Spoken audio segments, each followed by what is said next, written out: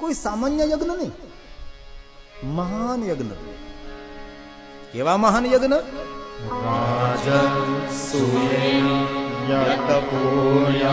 કોઈ રાસુ યજ્ઞ કરે, જે યુધિષ્ઠિરે કર્યો હતો.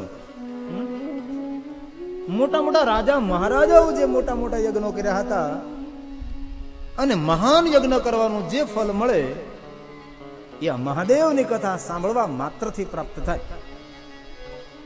તેટલું જ નહીં મહાત્માઓ, અગ્નિષ્ટો શતેન પૂર્ણમ લભતે શંભો કથા શ્રવણ માત્રતઃ કથા શ્રવણ માત્ર. ભગવાન મહાદેવની કથાના શબ્દ કાનમાં પડવા માત્રથી તત્પણમ લભતે શંભો, આ બધા જ મહાન મહાન પૂર્ણોની પ્રાપ્તિ થાય. સુત પુરાણે એમ કહ્યું, કોઈ માનવ પૃથ્વીના જેટલા તીર્થ છે સર્વ તીર્થની યાત્રા કરે અને જે ફળ મળે એ જ ફળ મહાદેવની કથા સાંભળવા માત્રથી પ્રાપ્ત થાય.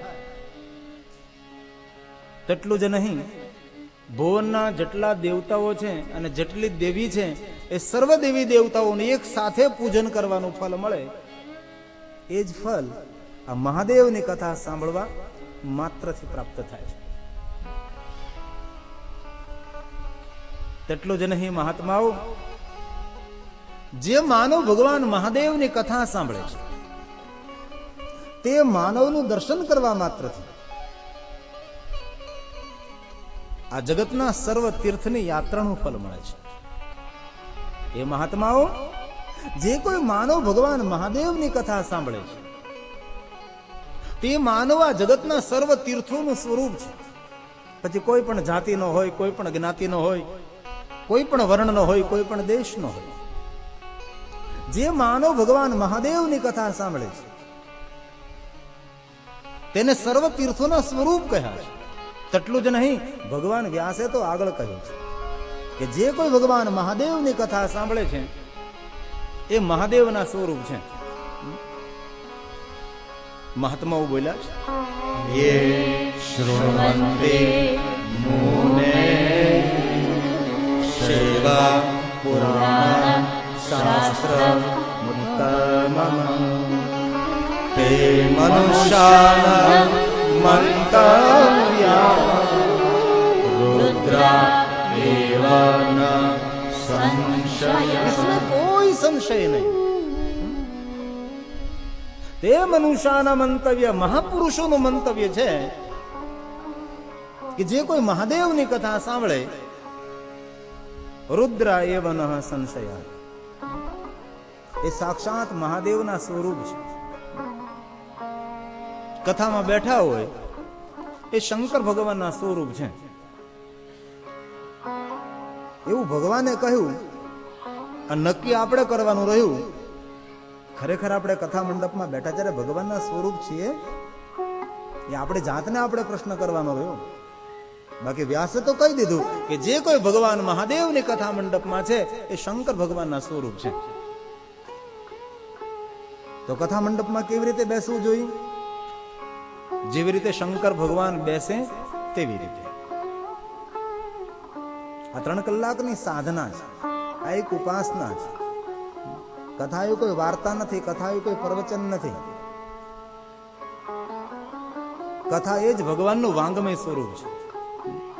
કથા એ ભગવાનની શબ્દરૂપી પુષ્પ લઈને પરમાત્માની પૂજા છે. તેથી ભગવાન વ્યાસ એમ કહે છે કે કોઈ પણ માનવે પોતાનું પરમ મંગલ કરવું હોય તો આ પ્રભુની કથા સાંભળવી. જેટલો સમય મળે એટલો સમય. તમે 3 કલાક બેસી શકો તો 3 કલાક, ન બેસા તો 2 કલાક, 1 કલાક સાંભળો ભાઈ, અડધી કલાક, અને પછી 1 ઘડી, આધી ઘડી, આધી મેં પૂની યાદ. થોડીક વાર પણ ભગવાનની કથામાં બેસો. અને વ્યાસે તો એમ કહ્યું કે રોજ સેવન કરું. શરીરને બળવાન બનાવવા માટે સાત્વિક ભોજનની જેટલી જરૂર છે તેટલી જ આત્માને બળવાન બનાવવા માટે સત્સંગની જરૂર છે. શરીર બળવાન હોય તો આત્મહત્યા કરે, પણ જેનો આત્મા બળવાન હોય ને એ માણસ આત્મહત્યા નથી કરતો. ના, આવું નથી.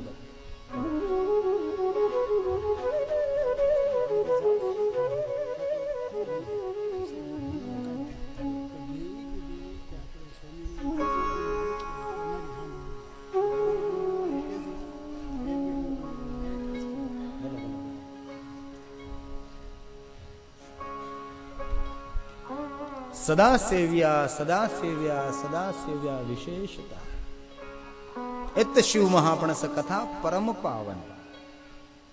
નિત્ય સેવન કરો, નિત્ય સેવન કરો, નિત્ય સેવન કરો.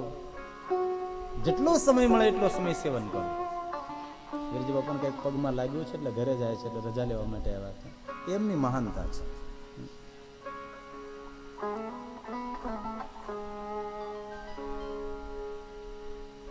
જેટલો સમય મળે તેટલો સમય ભગવાનની કથા સાંભળો.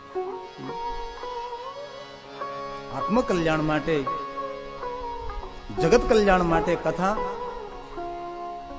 એ સમાજને માર્ગદર્શન કરવાનું અદ્ભુત એક સાધન છે.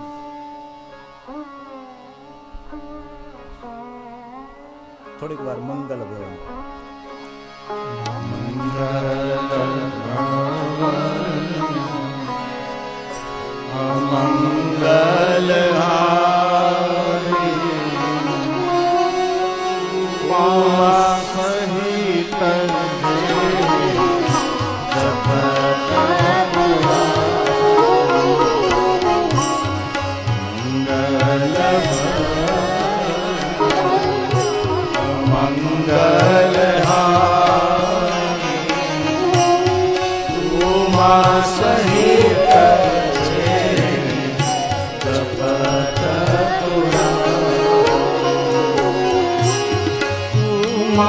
સહિત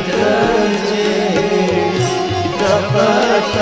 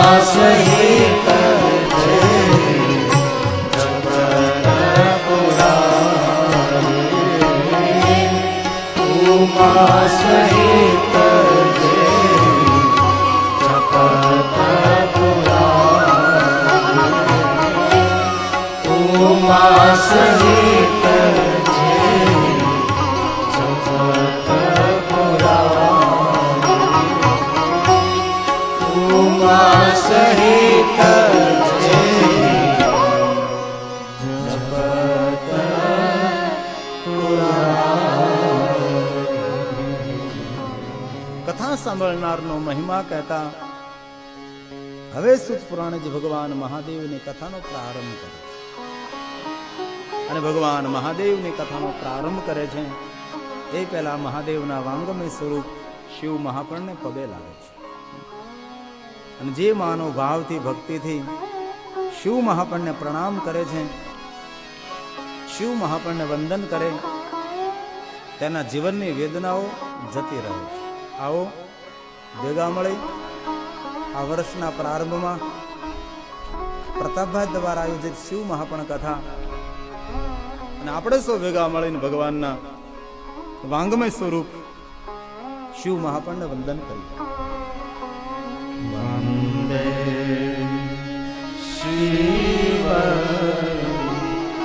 પુરા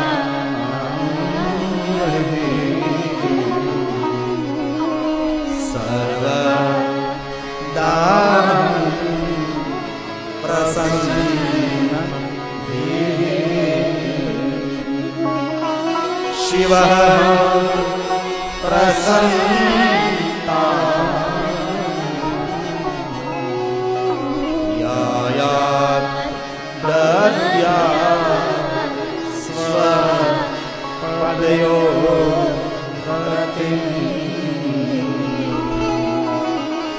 યાયાત દત્યા સ્વપદયો હે મહાદેવ, તમારા ચરણમાં પ્રેમ રાખી તમારા વાંગમય સ્વરૂપ શિવ મહાપ્રાણને વંદન કરું છું. સર્વ મહાત્માઓએ સુત પુરાણીને કહ્યું કે હે સુતજી, અદ્ભુત અને અલૌકિક માનવ માત્રને ધન્ય કરનારી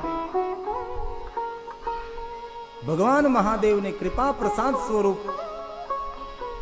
આપ શિવપુરાણ કથા કરો. સુત મહાભાગ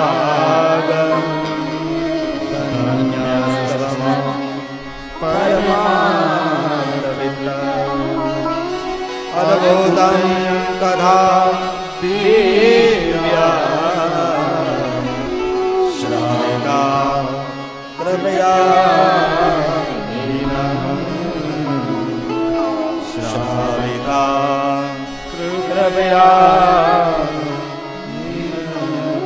અમારા પર કૃપા કરી અદ્ભુત અને અલૌકિક આપ ભગવાન મહાદેવની કથા કરો. એ મહાત્માઓ, હું આપને શિવ મહાપણ કથા કહું તે પહેલા શિવ મહાપણ એક મહાત્મય કથા કહું. જે કથા સાંભળવા માત્રથી સંપૂર્ણ પૂર્ણ શિવ મહાપણ સાંભળવાનું પુણ્ય પ્રાપ્ત થાય છે. મહાદેવની કથાના પ્રારંભમાં શિવ મહાપર્ણને એક મહાત્મય કથા કહે છે. આવો તે કથાનું પહેલા દર્શન કરીએ. આસીત કિરાત નગરે, એક કિરાત નામનું નગર હતું. આ નગરમાં એક દેવરાજ નામે બ્રાહ્મણ રહેતા હતા. પણ બ્રાહ્મણ કેવા છે? બ્રાહ્મણો જ્ઞાન જન્મથી બ્રાહ્મણ તો હતા જ, પણ જ્ઞાનથી દુર્બલ છે. અને કોઈનો અંગ ભંગ હોય તેને દુર્બલ ન કહેવાય.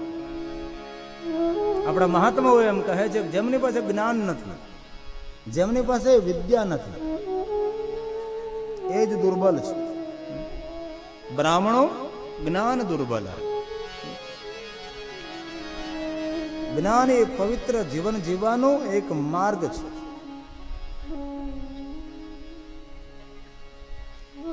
જ્ઞાન એ પરમાત્મા સાથે જોડાવનારું એક માધ્યમ છે. કિરાત નામના નગરમાં નિવાસ કરે છે. પણ આ બ્રાહ્મણ જ્ઞાનથી દુર્બલ છે. અને જ્ઞાનથી દુર્બલ હોવાને કારણે કેવું કામ કરે છે? તો કહ્યું, દરિદ્રો રસ વિક્રેતા, રસનો વેપારી છે. રસનો વેપારીનો અર્થ થાય છે એ મદિરાનો વેપારી છે. શરાબનો વેપાર કરે છે. તેટલું જ નહીં, ધર્મ અને દેવથી વિરુદ્ધ જીવન જીવે છે. દેવ ધર્મ પરામુખા, દેવ ધર્મ પરામુખા, દેવ અને ધર્મથી વિમુખ જેમનું જીવન છે. આવા એક દેવરાજ નામના બ્રાહ્મણ આ કિરાત નામના નગરમાં નિવાસ કરે છે.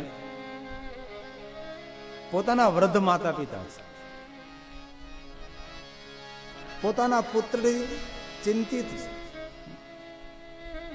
દીકરો જ્ઞાની હોય ભગવાનનો ભક્ત હોય, પરોપકારી હોય, સેવાભાવી હોય તો માતા પિતા એવા સંતાનથી રાજી થાય. જેના દીકરાઓ જ્ઞાનહીન હોય એ માતા પિતા સંતાનથી નારાજ હોય છે, પુત્રની ચિંતા કરે છે.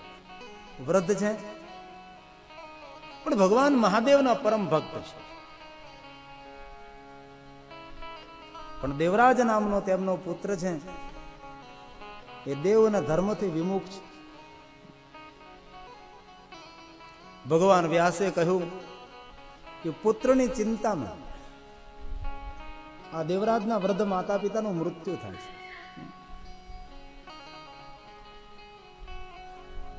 અંતે આ દેવરાજ બહુ રાજી થયો, સારું થયું માતા પિતા મૃત્યુ પામ્યા.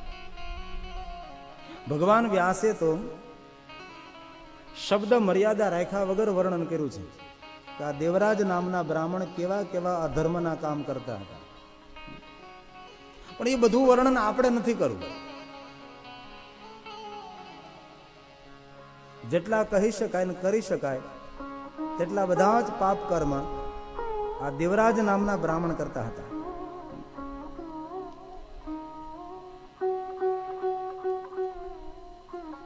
માતા પિતાનું મૃત્યુ થયું, યુવાની છે, લૂંટફાટ કરે, ચોરી કરે છે, અનિતિનું ધન લાવે છે, અનિતિના માર્ગે વાપરે છે.